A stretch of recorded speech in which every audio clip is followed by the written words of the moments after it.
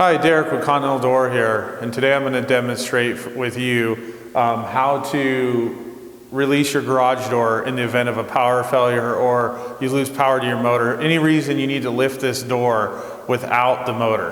What you're going to do is pull the red release and release the trolley up there, and then grab the door, either the hinges or the lift handle.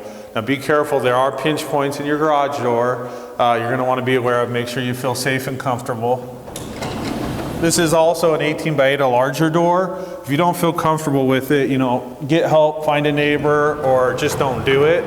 But you'll lift it up, and you can have it at any comfortable level you need to get the car out, or go all the way up, and then get the door down. So then to close it and re-engage it once power is restored, or you just need security,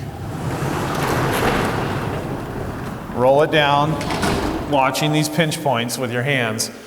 Now if you need security, the best thing to do is re-engage it into the motor, and you should hear a pop. That's engaged. Once you do restore power, you can also hit your remote, because sometimes that trolley's caught,